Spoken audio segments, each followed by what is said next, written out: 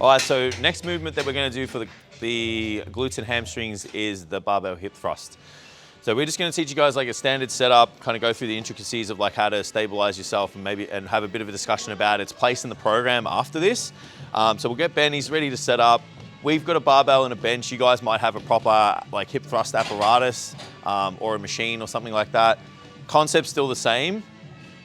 Probably recommend if you're using a barbell to have like the neck pad and stuff. Like we banter a lot about the use of a neck pad for squats, but for here, for the sake of your bony hip bones, definitely have some padding here. Setup wise, the same principles apply with most of the lower body stuff, like line of force, the stacking the feet, knee, and the hip in alignment is quite important. So we're gonna get Ben to get himself in position on the bench.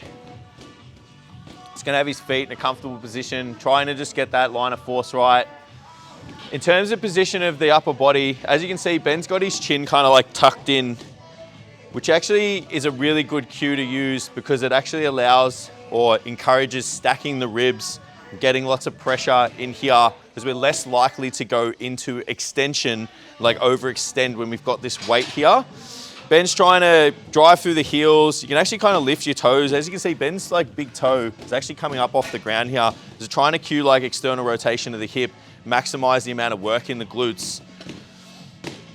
Good cadence. He's in control of that lockout. So I actually really like that little pause, the top of the movement. It's like the most, I guess I'm not saying it's dangerous, but it is the most dangerous portion of the lift. So owning that position and contracting and squeezing your glutes is probably more valuable, especially as you're a beginner lifter to an intermediate, because you're gonna need to be very conscious of that. It also decreases the likelihood of like hyperextension of the hip, which can compress the lower back, and we can get injuries and irritation in the lower back.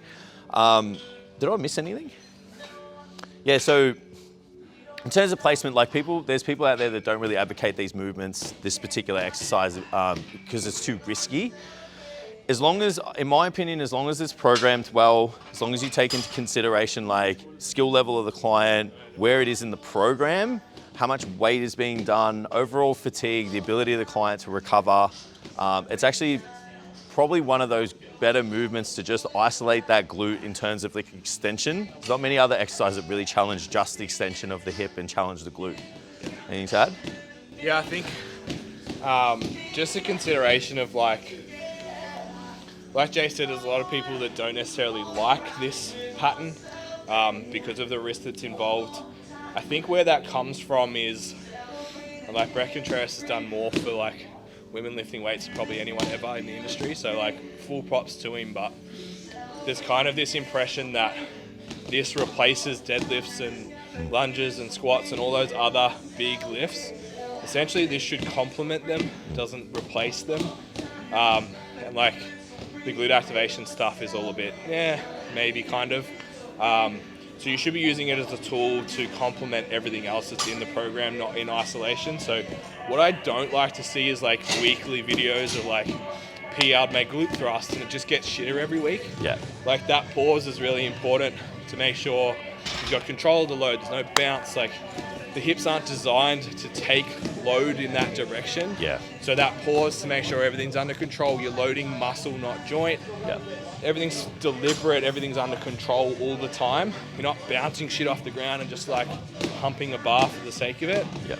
Make sure it's purposeful. And then that will actually carry over better to allow you to get more glute activation in other movements, be it like any other extension, lunge, squat, leg press, whatever it is you're doing. Yeah.